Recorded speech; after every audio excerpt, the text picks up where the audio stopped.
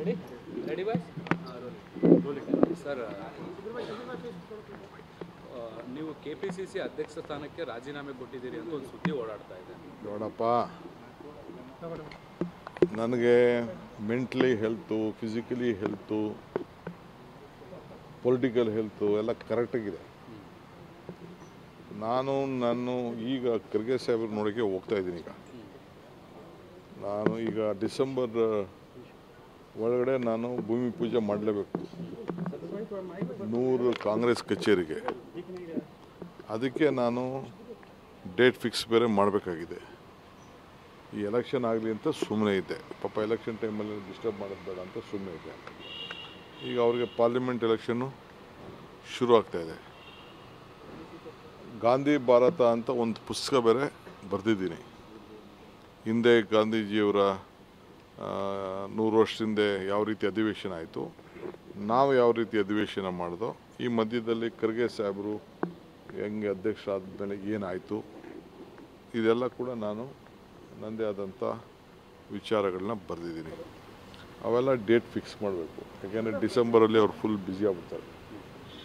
ಇದರ ಮಧ್ಯದಲ್ಲಿ ಟೈಮ್ ತಗೋಬೇಕು.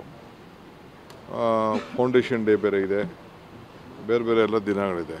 ಅದೆಲ್ಲ ಯಾರು ಮಾಡೋರು? ನಾನೇ ಮಾಡಬೇಕು. ನಾನ್ಯಾಕೆ ರಾಜೀನಾಮೆ ಕೊಡ್ತೀನಿ ಅಂತ ಹೇಳಿ ಆ ಸಂದರ್ಭ ಏನೂ ಉದ್ಭವ ಆಗಲಿಲ್ಲ.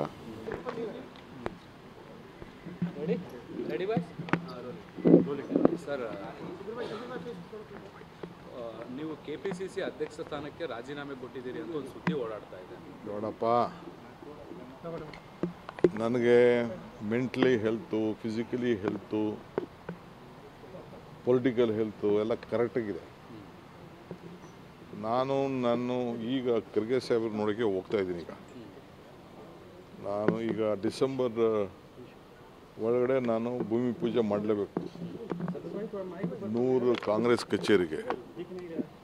ಅದಕ್ಕೆ ನಾನು ಡೇಟ್ ಫಿಕ್ಸ್ ಬೇರೆ ಮಾಡಬೇಕಾಗಿದೆ. ಈ ಎಲೆಕ್ಷನ್ ಆಗಲಿ ಅಂತ ಸುಮ್ಮನೆ ಇದ್ದೆ. ಪಾಪ ಎಲೆಕ್ಷನ್ ಟೈಮಲ್ಲಿ ಡಿಸ್ಟರ್ಬ್ ಮಾಡೋದು ಬೇಡ ಅಂತ ಸುಮ್ಮನೆ ಇದ್ದೆ.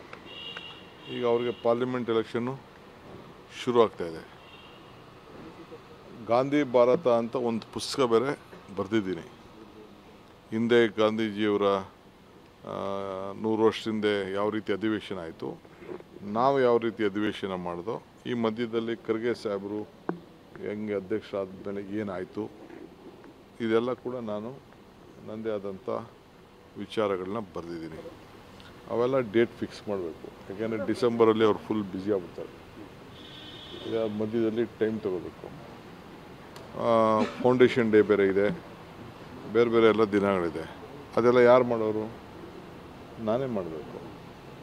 ನಾನ್ಯಾಕೆ ರಾಜೀನಾಮೆ ಕೊಡ್ತೀನಿ ಅಂತ ಹೇಳಿ ಆ ಸಂದರ್ಭ ಏನೂ ಉದ್ಭವ ಆಗಲಿಲ್ಲ.